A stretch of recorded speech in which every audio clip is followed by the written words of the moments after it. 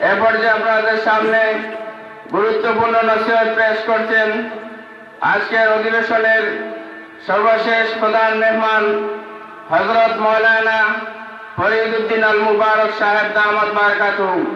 হযরতকে ওনার মূল্যবান নসিহত উপস্থাপন করার জন্য সবিনয় অনুরোধ করছি।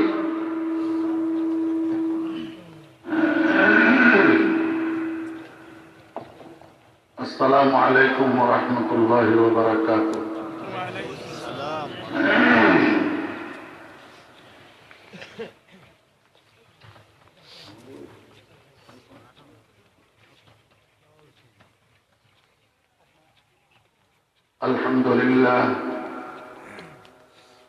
الحمد لله نحمده ونستعينه ونستغفره ونؤمن به ونتوكل عليه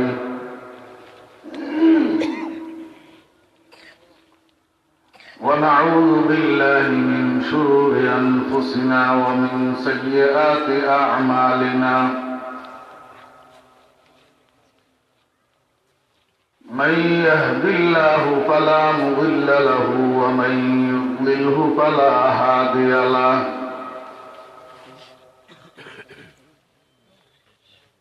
ونشهد أن لا إله إلا الله وحده لا شريك له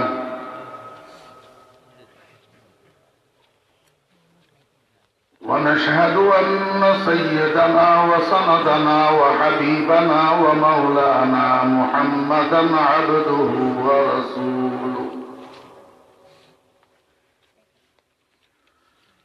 صلى الله تعالى عليه وعلى آله وأصحابه وأزواجه وذرياته وبارك وسلم تسليما كثيرا. أما بعد فأعوذ بالله من الشيطان الرجيم.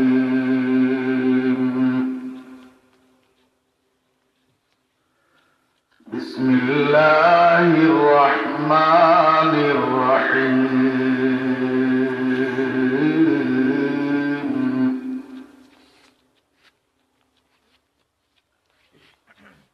قالوا ربنا إنا أطعنا سادتنا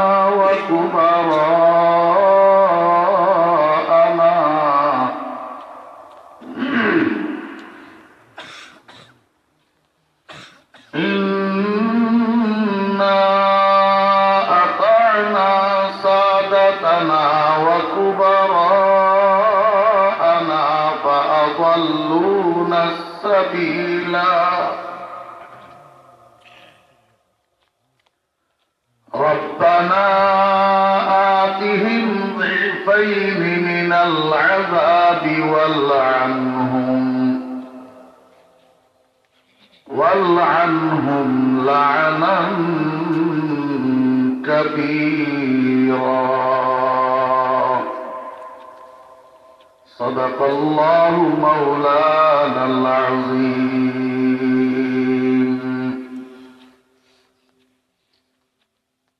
قال رسول الله صلى الله عليه وسلم ألا كلكم راع وكلكم مسؤول عن رعيته. وصدق رسوله النبي الأمي الكريم. ونحن على ذلك لمن الشاهدين والشاكرين. ربنا تقبل منا إنك أنت السميع العليم.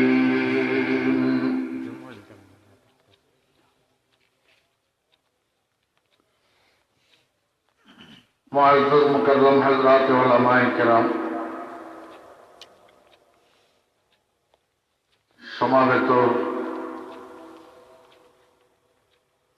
সর্বস্তরের দিনদার মুসলমান ভাইয়েরা, পর্দার আড়ালের সম্মানিত পর্দানসীন মা ও বোনেরা, মহান আল্লাহ রাব্বুল আলামিনের অপরিসীম দয়া আর ইহসান, আল্লাহ রাব্বুল আলামিন আমাদেরকে আজকের এই মহতী দ্বীনি মাহফিলে অংশগ্রহণ করার তৌফিক দিয়েছেন। এই জন্য আমরা সবাই মহান রাব্বুল আলামিনের শুকর আদায় করি, আলহামদুলিল্লাহ।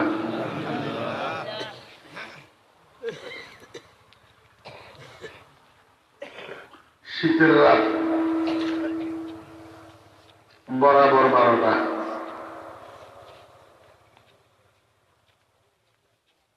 কুল্লু শাইইন মারহুনুন বিওকাতিহি।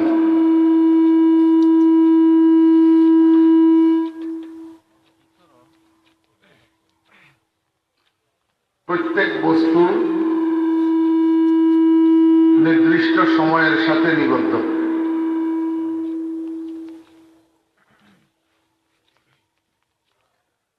আল্লাহ পাক দিনকে বানাইছেন কাজ করার জন্য, রাতকে বানাইছেন ঘুমানোর জন্য। وجعلنا الليل لباسا وجعلنا النهار معاشا।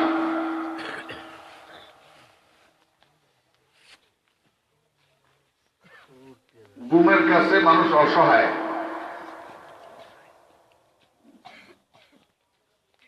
চোখে যখন ঘুম আসে তখন হাত পাও অটো সিস্টেমে ঢিলা হইয়া যায়।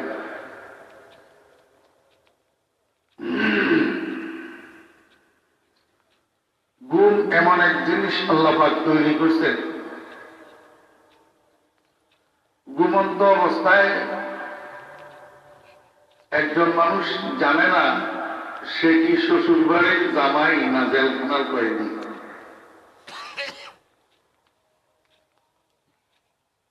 ঘুমন্ত মানুষটা শ্বশুর বাড়ির জামাই আর জেলখানার কয়েদি সমান। যতক্ষণ ঘুমে থাকে ততক্ষণ জেলখানার কয়েদি জানে না যে আমি জেলখানার কয়েদি।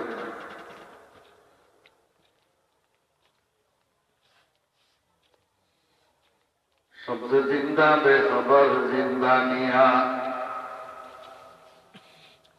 সবসে জিন্দা বেখবর জিন্দানিয়া, সবসে সুলতা বেখবর সুলতানিয়া। আর একটু রুমি রহমতুল্লাহ বড় সুন্দর বলছেন, ঘুমন্ত বাদশাও জানে না সে যে বাদশাহ, আর ঘুমন্ত কয়েদিও জানে না সে যে কয়েদি। ঘুমে মানুষকে অচেতন করে বলে।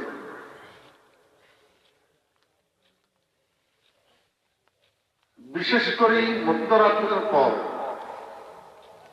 মানুষ অটোমেটিক ভাবে ঘুমের কোলে ঢলে পড়ে। এরপরে জেগে থাকা বসে থাকা এটা স্বাভাবিক নেওয়া স্বাভাবিক। তবে একটা কথা ঠিক, এই দুনিয়াতে দুনিয়ার লাইনে বলেন আর আখিরাতের লাইনে বলেন, যত মানুষ অগ্রগতি সাধন করছে, উন্নতি সাধন করছে, ঘুমাইয়া ঘুমাইয়া কেউ করে নাই, সজাগ থাকিয়া থাকিয়া করছে।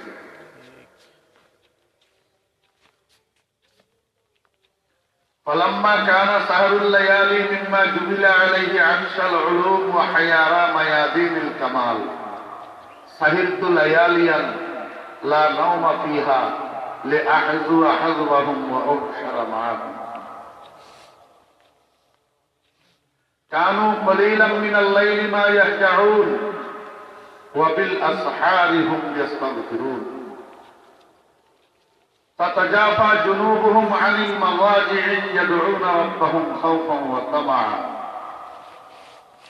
إن ربك يعلم أنك تقوم أدنى من ثلثي الليل ونصفه وثلثه وطائفة من الذين معك।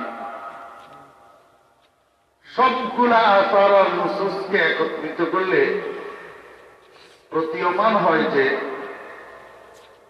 ঘুম বেশি যাওয়া নহুসত আর ঘুম কম যাওয়া তরক্কির লক্ষণ।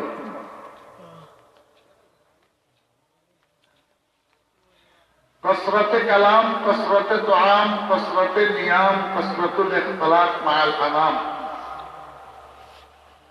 বেশি কথা বলা, বেশি খাওয়া, বেশি ঘুম যাওয়া, বন্ধু বান্ধবের সাথে বেশি আড্ডা মারা, এই চার কাজ মানুষের অবনতি ডেকে আনে। পক্ষান্তরে এর বিপরীত চার কাজ, কিল্লতে কালাম, কিল্লতে তুআম, কিল্লতে নিয়াম, কিল্লাতুল ইখতিলাত মাআল আনাম। কম কথা বলা, কম খাওয়া, কম ঘুমানো, বন্ধু বান্ধবের সাথে কম আড্ডা মারা, এই চার কাজ মানুষকে অগ্রগামী বানায়,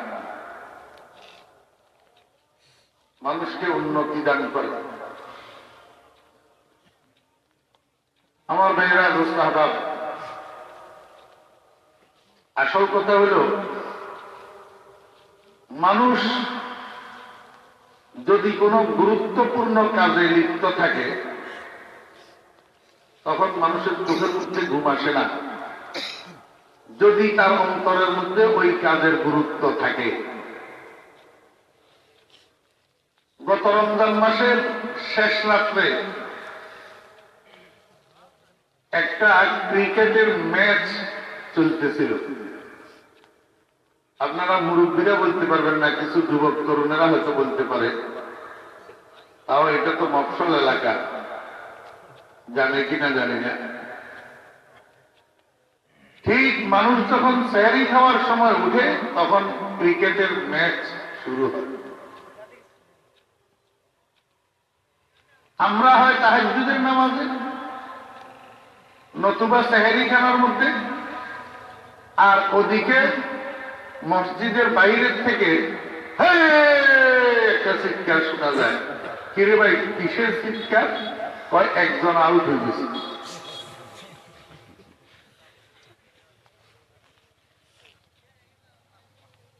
এখানে কি একটা কয়, উইকেট, উইকেট একটা বলে পড়ে গেছে বলে, এই জন্য সব একসাথে চিৎকার দিয়া উঠে। এখন এই যে রাত্রের 4টার সময় চিৎকার দিতেছে টেলিভিশনের সামনে, এগুলা কি হিন্দুর ছেলে না মুসলমানের ছেলে? মুসলমানের ছেলে। হয়তোবা রোজা রাখার জন্য, সেহরি খাওয়ার জন্য, তাহাজ্জুদের নামাজ পড়ার জন্য উঠতো না, কিন্তু ক্রিকেটের ম্যাচ দেখার জন্য ঠিক মতেই উঠছে।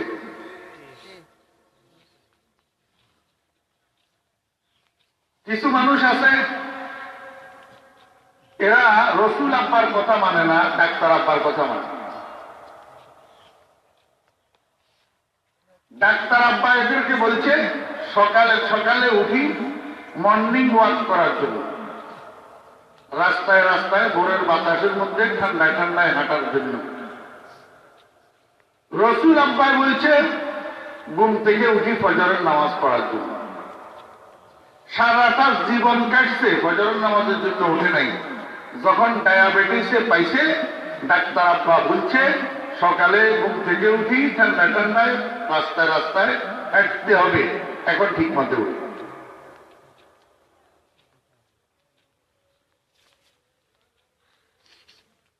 আমার ভাইয়েরা, ঘুম স্বাস্থ্যের জন্য উপকারী। বর্তমান দুনিয়ার ডাক্তাররা আমাদেরকে একটা ধোঁকার মধ্যে রাখছে যে মানুষের সুস্বাস্থ্যের জন্য 6 ঘন্টা নাকি কম্পালসারি ঘুমাইতে হয়। আমি বলি এই কথাটা একদম গাঁজাখুরি কথা। মানুষের স্বাস্থ্য ঠিক থাকার জন্য 6 ঘন্টা ঘুমাইতে হয়, এই কথাটা ঠিক নয়। কারণ ঘুম, ক্ষুধা, শাহওয়াত, এই 3 জিনিস মিন কবিলিত তাকায়ুলাত। যেটা মানুষ খেয়াল করে সেটা হয়। আপনি যদি সারাদিন কিছু না খান, কাজের ব্যস্ততায় লিপ্ত থাকেন, খানার দিকে আপনার খেয়াল না যায়, আপনার কোনো অসুবিধা হবে না। যখন মনে পড়বে যে আমি কিছু খাই নাই, তখন এবার দুর্বল দুর্বল মনে হবে। মনে নাই, কাজে ব্যস্ত আছে, কোনো অসুবিধা নেই। ঠিক যৌনতা এটাও সেরকম। 6 মাস 6 বছর মনে পড়বে না, কোনো চাহিদা হবে না। মনে উঠছে, এবার বিবিধ দরকার হবে। ঠিক ঘুমও সেরকম। আপনি যদি 3 ঘন্টা 24 ঘন্টায় ঘুমাইয়া স্বাস্থ্যের সাথে সামঞ্জস্যপূর্ণ করে নিতে পারেন, অ্যাডজাস্ট করে নিতে পারেন, তা আমি চ্যালেঞ্জ করে বলতেছি ওই 3 ঘন্টা ঘুম আপনার জন্য যথেষ্ট। আপনি যদি দৈনিক প্রতি বেলায় 3 বেলা আদাসের চাউলের ভাত খান, তো আস্তে আস্তে পেট বড় হবে। আপনি আদাসের চাউলের ভাত ছাড়া আপনার ক্ষুধা নিবারণ হবে না। আর যদি 100 টাক চাউলের ভাত খাইয়া অভ্যাস করে নিতে পারেন, পরে 150 টাক খাইলে আপনার কাছে পেট বাড়ি বাড়ি মনে হবে। এটা হলো মানুষের আদত, মানুষের অভ্যাস। আমার মনে হয় আমি গত 1.5 মাসের মধ্যেও 24 ঘন্টার মধ্যে 6 ঘন্টা ঘুমাই নাই। নাউযুবিল্লাহ। 3 ঘন্টা 3.5 ঘন্টার বেশি কোন অবস্থায় 24 ঘন্টায় মিলাইয়াও আমার ঘুম হয় না। আলহামদুলিল্লাহ, নো প্রবলেম। এই জন্য মুরব্বিয়ান ইকরাম যিনারা আছেন, আমি আপনাদের খেদমতে আরজ করব, সারা জীবন তো সারা রাত ভর ঘুমাইলেন, এখন চুল সাদা হয়েছে, দাড়ি সাদা হয়েছে, আগের মতো আর ঘুমাবেন না। রাত্রে 3টা, 3:30, 4টা যখন বাজবে ঘুম থেকে উঠবেন, উঠি কমপক্ষে 4 রাকাত তাহাজ্জুদের নামাজ পড়বেন, কমপক্ষে 4 রাকাত। গ্রামে গঞ্জে অনেক মুসলমান আছে তাহাজ্জুদের নামাজ কি জিনিস জানেও না, অথচ এই তাহাজ্জুদের নামাজ ছাড়া কোন নবী হইতে পারে নাই, কোন ওলি হইতে পারে নাই, কোন গাউস হইতে পারে নাই, কোন কুতুব হইতে পারে নাই। তাহাজ্জুদের নামাজে মানুষকে সম্মানী বানায়, দুনিয়াতেও সম্মানী বানায়, আখিরাতেও সম্মানী বানায়। কারণ আল্লাহ পাকের ওয়াদা আছে, আসা আন ইয়াবআসাকা রাব্বুকা মাকামান মাহমুদা। রাসূল আকরাম সাল্লাল্লাহু আলাইহি ওয়াসাল্লামের জন্য মাকামে মাহমুদ, মনসবে শাফাআতে কুবরা। আর উম্মত যারা তাহাজ্জুদ পড়বে এদের জন্য মাকামে মাহমুদ হলো দুনিয়া এবং আখিরাতের সম্মান। ফাতাহাজ্জাদ বিহি, মুখাতাব যদিও খাস কিন্তু খেতাবান। আমার মুরব্বিয়ান ইকরাম, আজকে দেখেন কত মানুষ সিলেটের জমিনের থেকে অতিবাহিত হইল। বিএনপির নেতৃবৃন্দ, আওয়ামী লীগের নেতৃবৃন্দ, জাতীয় পার্টির নেতৃবৃন্দ, কত বড় বড় নেতা সিলেটের জমিনের থেকে মাটিতে ঢুকছে। কার নাম কে নেয়?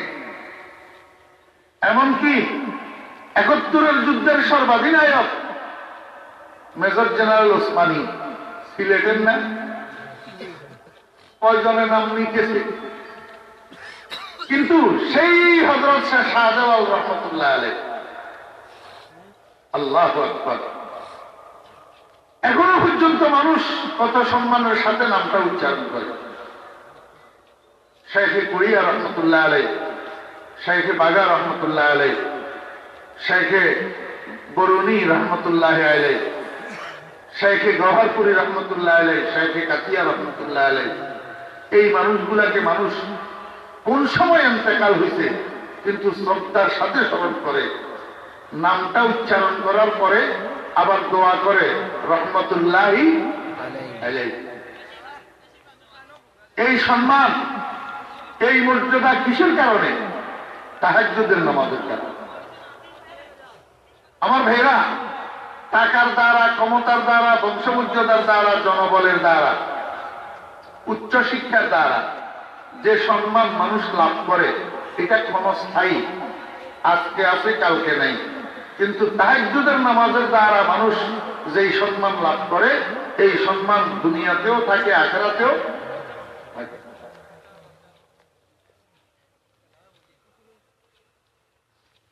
যাই হোক, গুণ বেশি যাওয়ার মধ্যে লাভ না কম যাওয়ার মধ্যে লাভ? বলেন না, কম যাওয়ার মধ্যে লাভ। রাসূল আকরাম সাল্লাল্লাহু আলাইহি ওয়াসাল্লামের সাহাবীদের দাম এত বাড়লো কেন?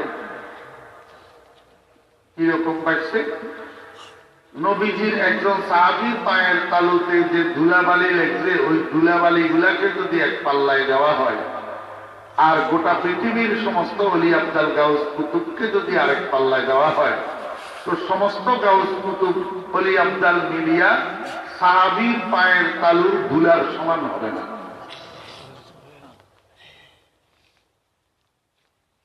হাজারা শিবলিও সদহা জোনায়, সদহাজারা শিবলিও সদহা জোনায়, খাকে পায়ে বুহরায়রা কায়রস। এরকম দাম বাড়লো কেন ওনাদের? আল্লাহ পাক রব্বুল আলামিন কোরআন শরীফের মধ্যে বলতেছেন, ওনাদের কাছে একটা মার্কেট সুট মাল ছিল। মার্কেটের মধ্যে যেই মালটা সুট পড়ে ওই মালটার দাম বেড়ে যায়। ঠিক আল্লাহ পাকের ইবাদতের মার্কেটের মধ্যে যখন ইবাদত সুট পড়ে ওই সময়ের মধ্যে যদি কেউ ইবাদতে লিপ্ত থাকতে পারে, মার্কেট সুট মালের মতো আল্লাহ পাক তার দাম বাড়াই দেয়। كانوا قليلا من الليل ما يهجعون وبالأسحار هم يستغفرون। আল্লাহ পাক রব্বুল আলামিন হযরত সাহাবায়ে কেরামের সম্পর্কে বলতেছেন, আমার নবীর সাহাবীরা ঘুম কম যাইতো এবং রাত্রের শেষ ভাগে যখন সারা দুনিয়ার মানুষ ঘুমাইয়া পড়ে, আল্লাহ পাকের ইবাদতের মার্কেট খালি হইয়া থাকে, তখন আমার নবীর সাহাবীরা ঘুম থেকে জাগি, তাহাজ্জুদের নামাজ পড়ি, বসে বসে আল্লাহর দরবারে গুনাহ মাফ চাইয়া চাইয়া কেন। এই কারণে আল্লাহ পাক ওনাদের দাম বাড়াই দিয়েছে। আর আমরা তো এখন উপযুক্ত ঘুমের সময় হইল সেই সময়টা রাত্র 11টা 12টা 1টা পর্যন্ত এদিক সেদিক আড্ডা মারি। যখন আল্লাহ পাকের রহমত নাযিল হওয়ার সময় হয় শেষ রাত্রি, সেইটার মধ্যে আমরা নাক ডাকিয়া ডাকিয়া ঘুমাই।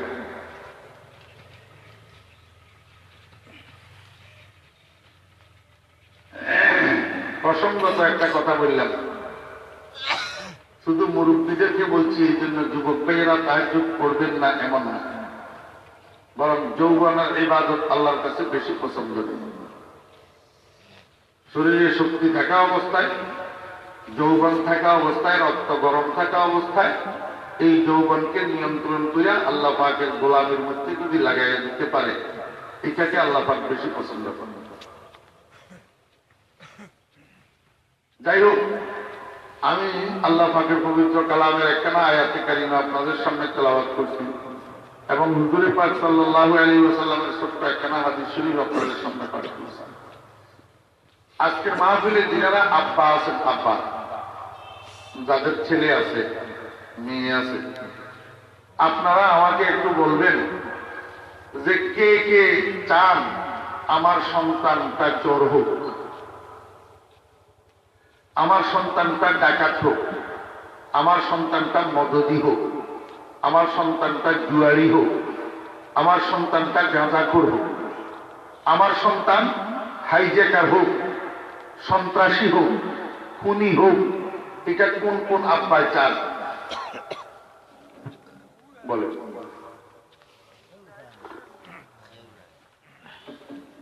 চান কেউ? চান না কারা কারা? একটু দেখান, আমিও দেখাইতেছি, আমারও ছেলে আছে মাশাআল্লাহ, হাত নামান।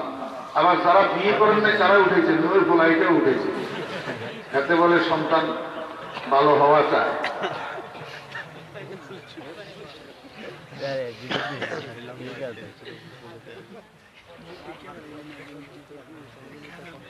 দুনিয়ার সব মা বাপ চায় আমার সন্তানটা ভালো হোক, ঠিক না বেঠিক করে?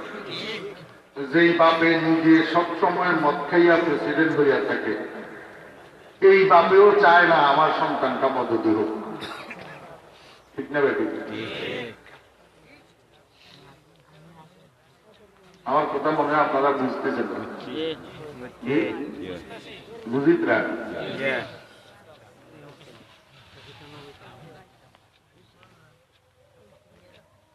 যেই বাপ দৈনিক 2টা ফিল্ম দেখা ছাড়া ঘুমায় না, সেও চায় না আমার ছেলেটা সিনেমা দর্শক হোক। বাপে নিজে মাস্তানি করে, সন্ত্রাস করে, সাদাবাজি করে, কিন্তু চায় না আমার ছেলেটা মাস্তান হোক, ঠিক না বেঠিক? বাপে কি চায়? আমার ছেলেটা ভদ্র হোক, সুশিক্ষিত হোক, উচ্চ শিক্ষিত হোক, বড় একটা অফিসার হোক, বড় একজন মুফতি মুহাদ্দিস হোক, দিনদার হোক, চরিত্রবান হোক, এটা চায় সব বাপেরা, ঠিক না বেঠিক? কিন্তু তা কি সকলেরটা হয়? কি করে? সব বাপের সন্তান এরকম হয়?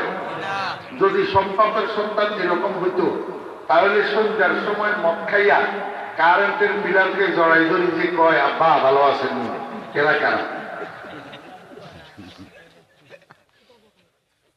যদি সব বাপের সন্তান এরকম হইতো, তাহলে রাস্তা রাস্তা হাইজেক করে যে এরা কারা? গুন্ডামি করে যে এরা কারা? বাটপারি করে যে, মাস্তানি করে যে এরা কারা? তাহলে বোঝা যায় যে সব বাপে যা চায় তা হয় না, কিছু কিছু সন্তান বাপের চাহিদার উল্টা হয়। কিন্তু কি কারণে? কেন, কাদের কারণে আমাদের সূর্য সন্তানগুলা নষ্ট হয়? আমার যুবক ভাইয়েরা, তরুণ ভাইয়েরা, এখন এগুলা তো যা নষ্ট হয়েছে, তোমরা যারা এখন যুবক আছো, একটা ছেলের বাবা হইছ, না হলে নতুন বিয়ে করছো, সামনে হইবা, 2টা ছেলের বাবা হইছ, তোমাদের জন্য এই জিনিসটা চিহ্নিত করা দরকার যে আমাদের সূত্র সন্তানগুলা কাদের কারণে নষ্ট হয়, এদেরকে চিহ্নিত করা দরকার, এদের থেকে বাঁচি থাকা দরকার। নতুবা আগামী দিন আরো খারাপ আসতেছে।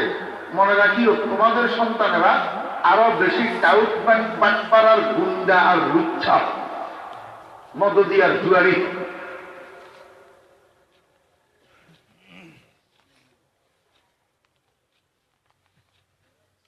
ছোট্ট কথা, যদি আপনারা মনে রাখতে পারেন, ইনশাআল্লাহ উপকারে আসবে। সমাজের মধ্যে সন্তান নষ্ট হয় 3 জাতের কারণে। কয় জাত? 3 জাত। 1 নম্বর হইল মা বাবা। 1 নম্বর মা বাবা। আপনারা বলবেন, হুজুর মা বাবা তো চায় সন্তানকে ভালো বানাইতে, তো মা বাবা আবার নষ্ট করে কেমন? আমি বলবো, মা বাপ চায় সন্তানকে ভালো বানাইতে, কিন্তু চালায় উল্টা পথে। সন্তানকে ভালো বানাইতে চায়, কিন্তু পরিচালনা করে ভুল পথে। এই কারণে সন্তানগুলা নষ্ট হয়। কথা বুঝছেন না? বুঝেন? সন্তানকে চরিত্রবান বানানোর ক্ষেত্রে মা বাপের ভূমিকা অপরিসীম। সন্তানকে চরিত্রবান বানানোর জন্য মা বাপের ডিউটি সন্তান দুনিয়াতে ভূমিষ্ঠ হওয়ার পরে নয়, বরং সন্তান মায়ের পেটে থাকতে শুরু হয়। আমার ভাইরা, সন্তানকে গর্ভে লইয়া মা যেটাই টক বেশি খায়, এই সন্তান টক প্রিয় হয়। সন্তান গর্ভে ধারণ করে মা যেটা মিষ্টি বেশি খায়, এই সন্তান মিষ্টি প্রিয় হয়। সন্তান গর্ভে লইয়া মা যদি নিরজ্জতার সহিত চলাফেরা করে, অশ্লীলতার সহিত চলাফেরা করে, বেপরদা চলাফেরা করে, এই সন্তান মায়ের পেট থেকে মেধা শূন্য হইয়া বাইরে। সন্তান গর্ভে ধারণ করে যেই মা লজ্জা শরমের সহিত চলাফেরা করে, শ্লীলতার সহিত চলাফেরা করে, পর্দাপুষিতার সহিত চলাফেরা করে, এই সন্তান মায়ের পেট থেকে মেধাবী হইয়া ট্যালেন্টফুল হইয়া বাইরে। মোটামুটি কথা, সন্তান গর্ভে ধারণ করি, মা বাপ যেই কাজ বেশি করে, যেই কথা বেশি বলে, যেই কথা বেশি শুনে, সেটার একটা এফেক্ট গর্ভের সন্তানের উপর পড়ে।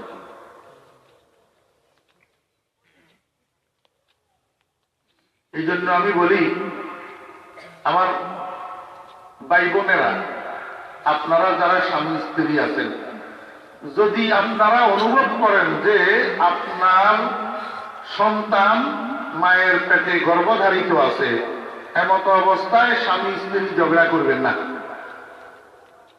একে অপরকে গালাগালি করবেন না, মারামারি করবেন না। যদি করেন তো মায়ের পেট থেকে আপনার সন্তান এই গালাগালি আর মারামারির শিখি বাইর হবে। এটার একটা এফেক্ট গর্ভের সন্তানের উপর পড়ে। প্রমাণ, আব্দুল কাদের জিলানী রহমতুল্লাহ আলাইহির নাম শুনছেন আপনারা?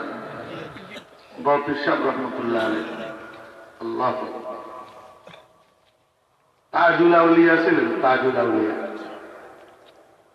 কত বড় ওলি ছিলেন! উনার নিজের কিছু দাবির দ্বারা সেটা বোঝা যায়। এটা এই মাহফিল আপনাদের বুঝার কথা না, কথায় কথায় এসছে, এই জন্য একটু বলতেছি আর কি। وكل ولي على قدمي وإني على قدم النبي بدر الكمال درست العلم حتى صرت قطبا ونلت السعد من مولى الموالي مريدي لا تخف الله ربي আতানি রিফাতান মিনতুল মালি। আব্দুল কাদের জিলানী রাহমাতুল্লাহির কথা সাধারণ মুখে এই কথা বাইর হইতে পারে না, এত বড় কথা। ওয়া কুল্লু ওয়ালিয়্যিন আলা কদমি ওয়া ইন্নী ওয়া কুল্লু ওয়ালিয়্যিন আলা কদমি ওয়া ইন্নী আলা কদমিন নবিয়্যি বদরিল কামালি। সাক্ষীখানি কথা না। আমার ভাইয়েরা, আব্দুল কাদের জিলানী রহমতুল্লাহ আলাইহির জীবনের মধ্যে লিখতেছেন, আব্দুল কাদের জিলানী রহমতুল্লাহ আলাইহি নাকি মায়ের পেট থেকে যখন ভূমিষ্ঠ হয়েছিলেন তখনই উনি 18 পারা কোরআন শরীফের হাফেজ ছিলেন। কেমনে বোঝা গেল? নবজাত শিশুর বয়স যখন 12-13 মাস 15 মাস হয়, তখন শিশুর আস্তে আস্তে মুখ ফুটে, বুলি ফুটে, দাদা, বাবা, একটা একটা শব্দ আস্তে আস্তে বলতে শুরু করে।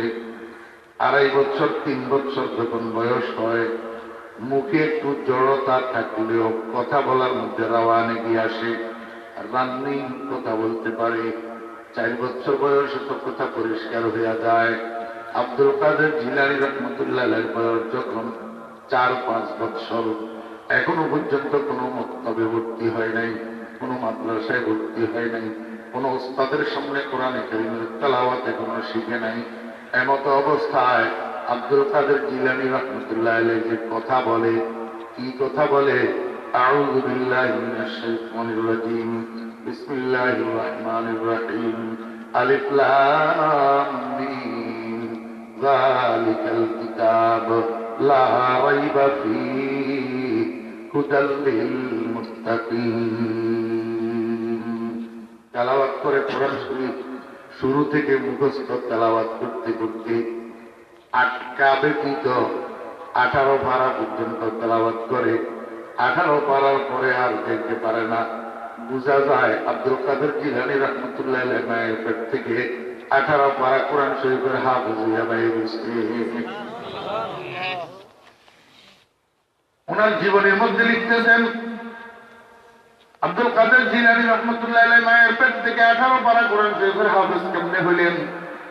আব্দুল কাদের জিলানী রহমতুল্লাহ আলাইহির আম্মা এত নেককার দিনদার মহিলা ছিলেন যে কাজের ফাঁকে ফাঁকে একটু অবসর সময় পাইলেই কোরআন শরীফ খুলে বসতেন আর কোরআন শরীফ তেলাওয়াত করতেন। এত বেশি কোরআন তেলাওয়াত করতেন, গর্বের সন্তান আব্দুল কাদের জিলানী মায়ের তেলাওয়াত শুনিয়া শুনিয়া মায়ের পেটের মধ্যে 18 পারা কোরআন শরীফের হাফেজ হয়ে গেছে। সোহবতে সালেহ তোরা সালেহ কুনত, সোহবতে সালেহ তোরা সালেহ কুনত, সোহবতে সালেহ তোরা সালেহ কুনত। সংস্পর্শে মানুষের মধ্যে ক্রিয়া করে, সংস্পর্শে মানুষের মধ্যে কি করে? ক্রিয়া করে। মৃগী হরিণের নাম শুনছেন? মৃগী হরিণ আজকে ইয়ে তো বলছে যে বন্ধ মৃগী হরিণ, মৃগী হরিণের নাম শুনছেন? মৃগী হরিণ এক এক প্রকারের হরিণ, এগুলা আফ্রিকার জঙ্গলে থাকে। আল্লাহ, হাঁটুর মধ্যে পাওয়ার মধ্যে হাঁটু নেই, আমাদের পাওয়ার মধ্যে হাঁটু আছে না? দরকার হলে বাঁকা করি, দরকার হলে সোজা করি, ইচ্ছা করলে বসতে পারি, ইচ্ছা করলে শুতে পারি। কিন্তু মৃগী হরিণ বসতেও পারে না, শুতেও পারে না, দাঁড়াইয়া দাঁড়াইয়া হায়াত কাটায়। রাত্রে ঘুমানোর দরকার হইলে কোন গাছের সাথে হেলাম দিয়া ঘুমায়। এই মৃগী হরিণকে শিকার করার জন্য গোটা পৃথিবীর থেকে কতগুলা মানুষ শিকারী আফ্রিকার জঙ্গলে যায়। কেন যায়? মৃগী হরিণের মধ্যে একটা দামি জিনিস আছে। মৃগী হরিণের নাভির মধ্যে পেটের ভিতরের সাইডে নাভির সাথে লাগানো একটা ফেসকার পোটলা, আল্লাহ পাক রব্বুল আলামিন মানে ফেসকা,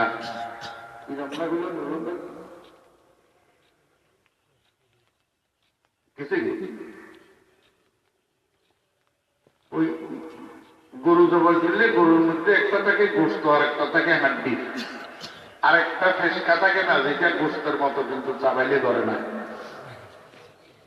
এটা আপনাদের এলাকায় কি করে? চর্বি চর্বি না না, চর্বি আরেক জিনিস, ফেসকা আরেক জিনিস। পেপড়ানি, পেপড়া, পেপড়া, এই পেপড়া, এখানে আমাদের দেশে কয় ফেসকা। এটা গোস্ত চামড়াও গোস্তের মতো, কিন্তু চাবাইলে ধরে না, রবার। এটা পেপড়া। আল্লাহ পাক রব্বুল আলামিন মৃগী হরিণের ফ্যাটের ভিতর নাভির সাথে এই পেপড়ার পোটলা একটা বানায়। এটা অন্য জীবের মধ্যে নাই, শুধু মৃগী হরিণের মধ্যে আছে। কেন বানায়? এই পোটলা এটার মধ্যে পৃথিবীর সবচেয়ে দামি সুগন্ধি মেশক, মেশক আল্লাহ পাক রব্বুল আলামিন তৈরি করে এই মৃগী হরিণের নাভির ভিতর।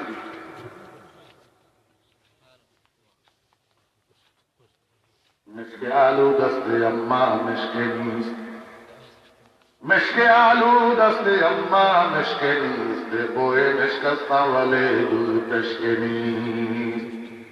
মৃগী হরিণের নাভির মধ্যে পৃথিবীর দামি পারফিউম মেশক আল্লাহ পাক তৈরি করেন। এই মেশক আহরণ করার জন্য গোটা পৃথিবীর সুগন্ধি ব্যবসায়ীরা মৃগী হরিণ শিকার করার জন্য আফ্রিকার জঙ্গলে যায়। আমার ভাইরা, আফ্রিকার জঙ্গল তো বিরাট জঙ্গল, বিশাল জঙ্গল। এখন কোনখান দিয়ে মৃগী হরিণ আছে এটা বুঝবে কেমনে? এই জন্য জঙ্গলে ঢুকার সময় নিচের দিকে তাকাইয়া তাকাইয়া হাঁটে, মৃগী হরিণের পায়খানা পাওয়া যায় কিনা।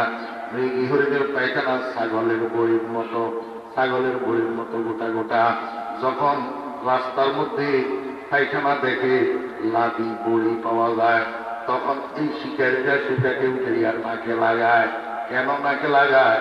যদি এটা মৃগী হরিণের পায়খানা হয়, তাহলে পায়খানার মধ্যে দুর্গন্ধের পরিবর্তে মেশকের সুঘ্রাণ পাওয়া যায়। কি পাওয়া যায়? মেশকের সুঘ্রাণ। আমার ভাইয়েরা, গোটা পৃথিবীতে এমন কোন জীব নেই যে জীবের পায়খানার মধ্যে সুঘ্রাণ আছে। পায়খানার মধ্যে সুগন্ধ না দুর্গন্ধ? দুর্গন্ধ। কিন্তু মৃগী হরিণের পায়খানার মধ্যে দুর্গন্ধের পরিবর্তে সুগন্ধ। কারণ কি? ওই যে মৃগী হরিণের পেটের ভিতরে নাভির সাথে মেশকর থলি আছে, মেশকর থলি। এই মেশকর থলির সংস্পর্শে পায়খানা থাকার কারণে পায়খানার মধ্যেও মেশকের সুগ্রাণ এসে যায়। সোহবতে সালেহ তোরা সালেহ কুনত, সোহবতে সালেহ তোরা সালেহ কুনত, সোহবতে সালেহ তোরা সালেহ কুনত। সৎসঙ্গে স্বর্গবাস, অসৎসঙ্গে সর্বনাশ। আল্লাহ, এই জন্য বলছিলাম সংস্পর্শের একটা কি আছে, ক্রিয়া আছে। ও ভাই দোস্তাবাব, মৃগী হরিণের নাভির মধ্যে মেশক আছে। এই মেশকের পাশে থাকার কারণে পায়খানার মধ্যে যদি মেশকের ক্রিয়া হতে পারে, পায়খানা যদি সুগন্ধ যুক্ত হইয়া যেতে পারে, পরে মায়ের পেটের মধ্যে বাচ্চা থাকে, ওই মায়ের কথা যেটা করে, ওই মায়ের কাজ যেটা করে, সেটার একটা ক্রিয়া গর্ভের বাচ্চার উপরে হইতে পারে কি পারে না? এই কারণে আব্দুল কাদের জিলানী রহমতুল্লাহ আলাইহির মা বেশি বেশি কোরআন তেলাওয়াত করতেন। এই কোরআন তেলাওয়াতের ক্রিয়া যাইয়া গর্ভের আব্দুল কাদের উপরে পড়ছে। আব্দুল কাদের গর্ভে থাকা অবস্থায় মায়ের তেলাওয়াত শুনিয়া শুনিয়া 18 পারা কোরআন শরীফের হাফেজ হইয়া গেছে। এই জন্য আমার মা বোনেরা, সন্তান যখন গর্ভে ধারণ করবেন খুব সাবধান। এই সন্তানকে গর্ভে নিয়ে টেলিভিশন বেশি দেখবেন না। এই সন্তানকে গর্ভে ধারণ করিয়া বাংলা, হিন্দি, ছায়াছবি, সিনেমা বেশি দেখবেন না, গান বেশি শুনবেন না, নাটক বেশি দেখবেন না। যদি দেখেন, আল্লাহু আকবার, আপনার সন্তানটা আপনার পেটের থেকে ভূমিষ্ঠ হওয়ার সময় ডজনে ডজনে গানের হাফেজ হইয়া বাইর হবে। আব্দুল কাদের জিলানী তো কোরআনের হাফেজ হইয়া বাইর হয়েছিল। আপনার সন্তান আধুনিক যুগের আধুনিক মায়ের সন্তান ডজনে ডজনে বাংলা, হিন্দি, ছায়াছবির গানের হাফেজ হইয়া বাইর হবে। মুখ যখন ফুটবে, বুলি যখন শুরু হবে, আব্দুল কাদের জিলানীর জবান থেকে বাইর হয়েছে কোরআন শরীফ, আর আপনার বাচ্চার মুখ থেকে বাইর হবে ইন্ডিয়ান বাংলা, ছায়াছবির গান। প্রমাণ আছে তো আমার কাছে। আমার বেয়ের অবস্থা, পরের দিন সকালে ছেলের মেট্রিক পরীক্ষা। আমার মনে হয় এই বছর অক্টোবরের 15 তারিখ থেকে আমার মাহফিল শুরু হয়েছে, একটানা চলিতেছে। এর মধ্যে শতকরা মনে হয় 75 মাহফিলের মধ্যে আমি কোথায় এটা করি। কেউ হয়তো মনে করতে পারে যে হুজুর সব মাহফিলে এক কথা করে। আসলে তো এক কথা কই না, প্রসঙ্গটা আমি একটা কথাকে সব মাহফিলে করি। কেন কই? প্রয়োজন মনে করার কারণে। আপনি যদি একই ভাত দিনে 3 বার খাইতে পারেন, একই ভাত যদি প্রতিদিন খাইতে পারেন, পুরাতন মনে হয় না? পুরাতন মনে হয় না? কেন? পুরাতন ভাত সকালে খেলাম, দুপুরে খাবো, পুরাতন ভাত কালকে খেলাম, আজকে খাবো। প্রয়োজন বিদায় পুরাতন হইলেও একই ভাত প্রতিদিন যখন খাইতে হয়, একই কথা প্রয়োজন হইলে প্রতি জায়গায় বলতে হয়। আমার ভাইয়ের অবস্থা, পরের দিন সকালে ছেলের মেট্রিক পরীক্ষা। আগের রাত্রের সন্ধ্যায় সূর্যাস্তের সাথে সাথে ড্রয়িং রুমে টেলিভিশনের সামনে যাইয়া বসছে। ছেলে টেলিভিশন দেখতেছে, মা যাইয়া বারবার কয়, বাবারে আগামীকাল তোর এত বড় গুরুত্বপূর্ণ একটা পরীক্ষা, এসএসসি পরীক্ষা, তুই পরীক্ষা কেমনে দিবি, পাশ কেমনে করবি? তুই তো লেখাপড়া করতেছস না, শুধু টেলিভিশন দেখতেছস। এবার যা একটু লেখাপড়া কর। ছেলে মায়ের কথা শুনে না, টেলিভিশনের সামনে থেকে উঠে না। রাত্রে যখন 10টা বাজে, মায়ে যাইয়া কয়, বাবারে এখন আর পড়ার দরকার নাই, 4টা খাইয়া ঘুমাইয়া পড়। ফজরের আজান যখন হবে, শেষ রাত্রে ঘুম থেকে উঠি, একটু লেখাপড়া করিস, নতুবা তুই পরীক্ষা কেমনে দিবি। তাতেও ছেলে টেলিভিশনের সামনে থেকে উঠে না।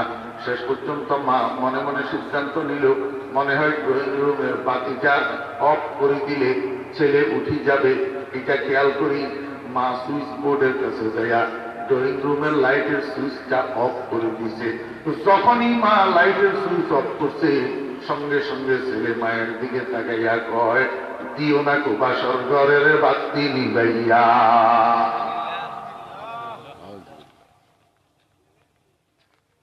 সিলেটের যুবক তরুণেরা মানে এটা শুনে নেই, সিলেটের যুবকেরা মানে এটা শুনে নাই। এটা আমাদের বাংলাদেশের একটা গান। দিও না কুবাসর ঘরের বাতি নিবাইয়া, আমি বদ্ধ ঘরের অন্ধকারে যাব মরিয়া। এটা আমাদের বাংলাদেশের একটা গান। এরকম একটা আরো গান আছে। আমার যুবক তরুণ ভাইদের এবং পর্দার আড়ালের মা বোনদের অনুভূতির জন্য আমি বলতেছি, বন্ধু যখন বউ লইয়া আমার বাড়ির সামনে দিয়া রঙ্গ কইরা হেঁটা যায়, বুকটা হেঁটা যায়, আসেনি গান? শুধু এইটা আরো গান আছে। কয়েক যৌবন একটা গোল্ড সিগারেট, এটাও বাংলাদেশের একটা গান। আপনারা খুঁজেন নিয়ে সব আপনি এখানে গানটা। আমার বেহরা দোস্ত আবার আমরা যে রাস্তায় রাস্তায় চলাফেরা করি, বাংলাদেশের 45 জেলায় আমার মাহফিল। আমি তো দিবারাত্রি রোডে থাকি। চতুর্দিক থেকে কানের আওয়াজগুলো আমাদের কানে দিয়ে ঢুকে, আমরা কানের মধ্যে তুলে দিয়ে রাখি কিনিয়া। নাকি তোমাদের চেয়ে আমাদের স্মরণ শক্তি আল্লাহর রহমতে দুর্বল? আল্লাহর রহমতে ছাত্র জীবন তো এমন ছিল, ফালিল্লাহিল হামদু ওয়াস শুকর, একবার পড়লে 5-7 বছরও তো বুঝতাম না। তবে হ্যাঁ, আলহামদুলিল্লাহ, তোমাদের গান শোনা আর আমাদের গান শোনার মধ্যে ব্যবধান এইটুকু যে তোমরা তো গান শুনিয়া শুনিয়া সেখান থেকে স্বাদ গ্রহণ করো, আর গানের আওয়াজ আমাদের কানে দিয়া ঢুকে, একদিক দিয়া ঢুকে আর একদিক দিয়া বাইর হয়। আল্লাহ পাকের শুকর, দ্বীনি ইলমের কারণে, কোরআন হাদিসের বদৌলত এই গান আমাদের ভিতরের দিকে কোনো ক্রিয়াশীল হইতে পারে না। আলহামদুলিল্লাহ, আমি আপনাদেরকে এই গানের কলিগুলা শুনেতেছি এই জন্য। আপনারা হয়তো আলেন না, আপনারা হয়তো পাঁচ ওয়াক্ত নামাজও ঠিক মতো পড়েন না, কিন্তু ঈমান ভিতরে আছে কিনা বলেন? জি, ভিতরে ঈমান আছে না নাই? সবাই সবাই জি, আল্লাহু আকবার। কেউ যদি কাউকে জিজ্ঞেস করে ভাই তুমি ঈমানদার কিনা, বলতে হবে আলহামদুলিল্লাহ আমি ঈমানদার।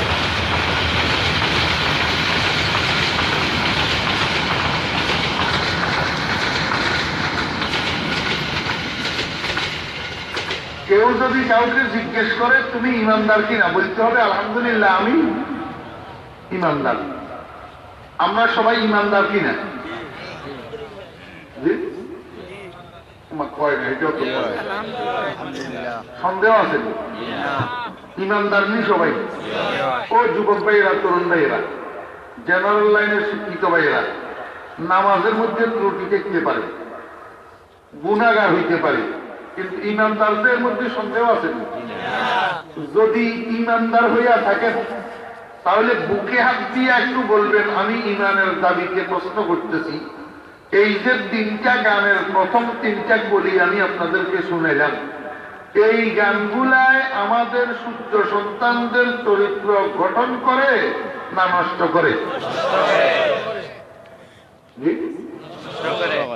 কার কার খেয়াল হাত উঠেন তো? না গানের সমর্থকও কেউ আছে? হাত নামান। এই নির্লজ্জ মার্কা, বেহায়া মার্কা গান এগুলায় আমাদের সন্তান গুলাকে চরিত্রবান বানায় না বেহায়া বানায়?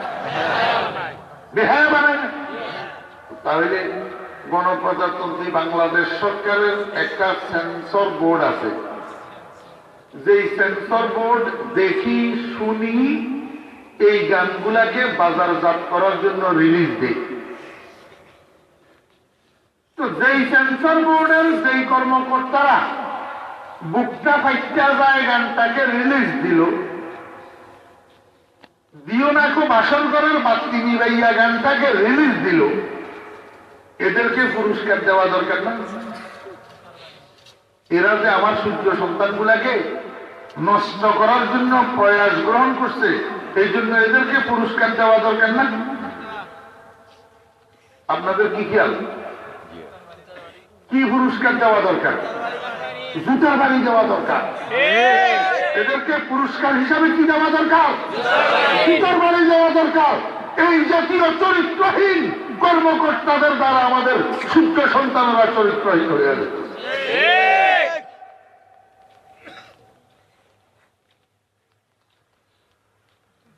नहीं डरते हैं फासिक फाजिरो बदकार से, है ताल्लुक हमको सादत खालिद ও सलमान से। মুখে বক্তৃতা দিবে চরিত্রের বক্তৃতা, আর কাজ করবে সব চরিত্রহীন হওয়ার কাজ।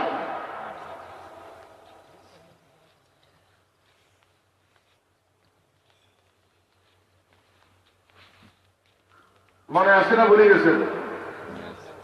ছেলে মাকে কি কইল, দিও না একটু মাস্টার বলে, মা বেচারি এটা শোনার সাথে সাথে আর নিজেকে স্থির রাখতে পারে নাই, সাথে সাথে মাথা চক্কর দিয়া ধুম করে পড়ছে ফ্লোরের উপর। এই তো শুরু হইলো বাসার মধ্যে হইচই। কেউ হাতের তালু পায়ের তালুতে সরিষার তরি মালিশ করতেছে, কেউ তৈল আর পানি মিলাইয়া মাথার তালুতে মালিশ করতেছে, আবার কেউ পেয়ালার মধ্যে পানি লইয়া হাতের ভিজাইয়া মুখের উপরে পানির ঝাপটা দিতেছে। বাসার মধ্যে এরকম হইচই হয় কেন?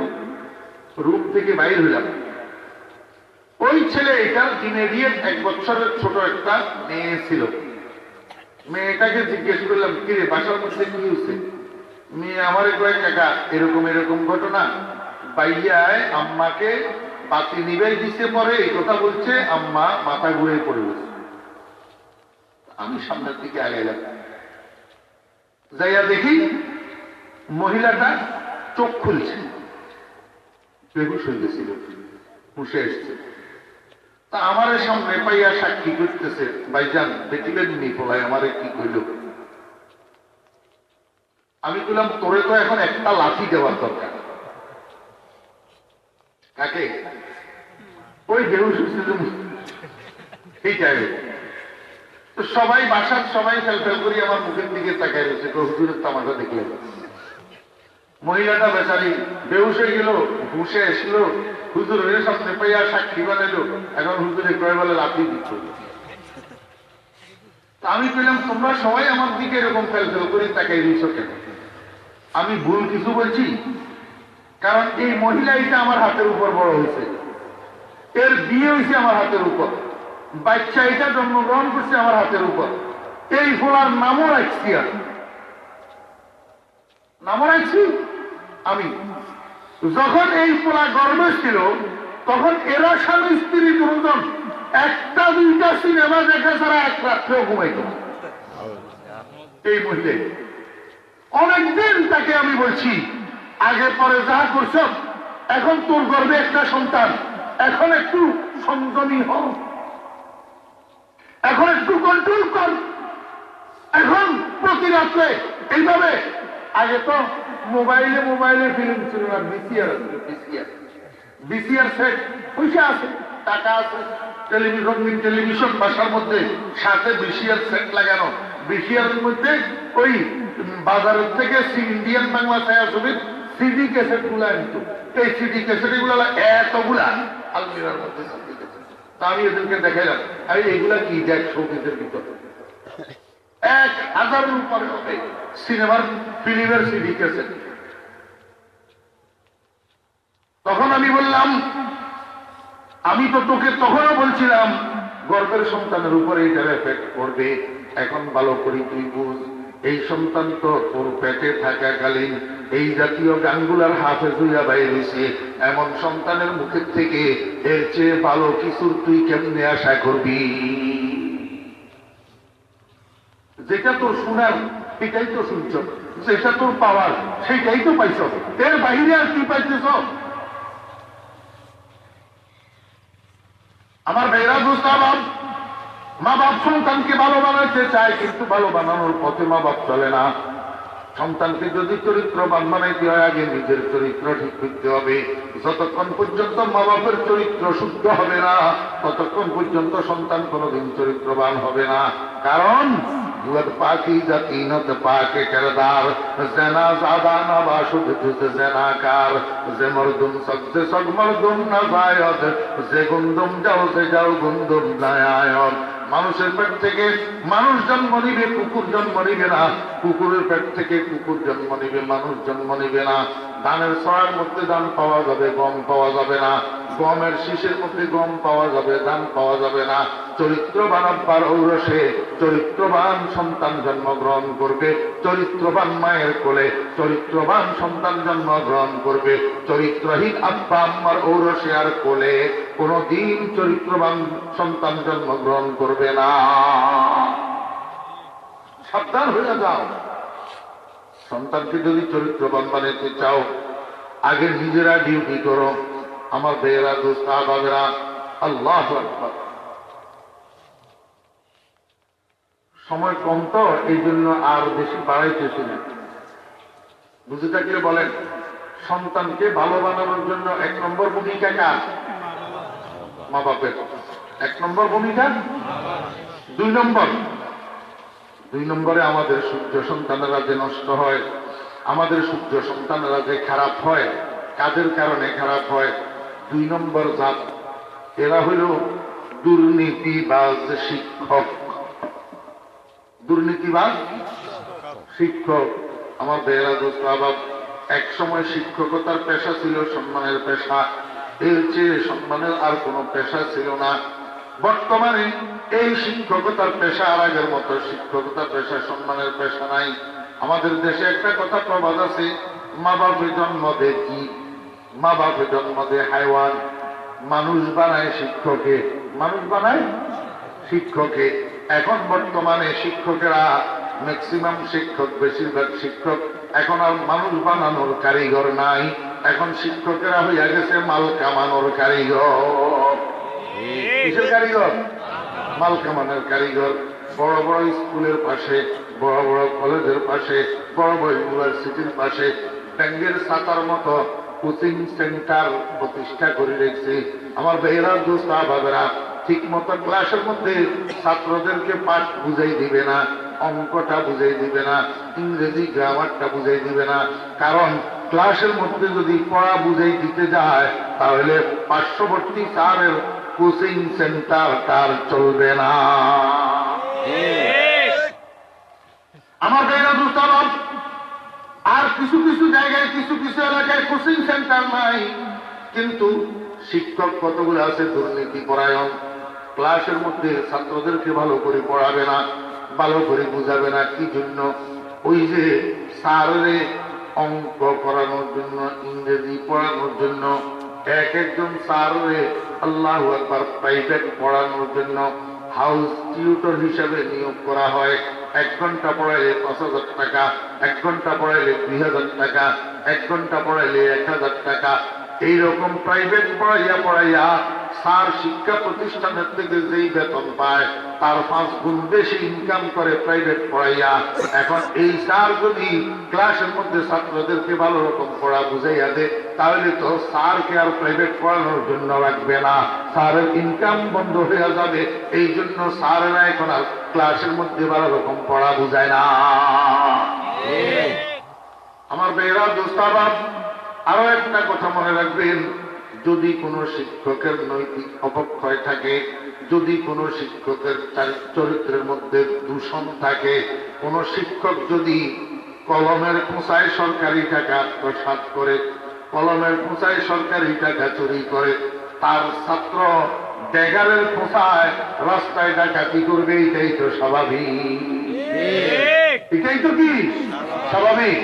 এই কারণেই তো আমার বেয়েরা দোস্ত, এই কারণে এখন দেখেন না, পেপার পত্রিকা আমরা অনেক সময় পড়ি, স্যার ক্লাস করার জন্য ক্লাসরুমে গেছে, কতিপয় ছাত্র বসার থেকে উঠে আসি, স্যারের সামনে স্যারের টেবিলটাকে উল্টাইয়া দে, চেয়ারটাকে উল্টাইয়া দে। স্যার ক্লাস করার জন্য গেছে, স্যারের সামনে স্যার ক্লাসরুমে তালা লাগাইয়া দে। স্যার ক্লাস করার জন্য গেছে, স্যারের সামনে হুড় করে ক্লাসরুমের থেকে ছাত্র কতগুলা বাইর হইয়া বারান্দা দিয়া মিছিল করে, অমুক স্যারের গালে গালে জুতা মারো তালে তালে।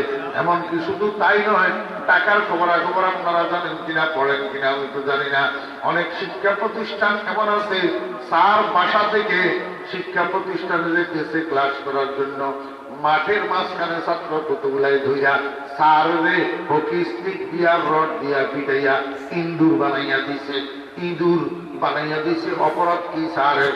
স্যারের আর কোনো অপরাধ নাই। ছাত্র বলে যেই দল করে, স্যার সেই দল কেন করে না? অন্য দল করে, এটাই হলো স্যারের অপরাধ।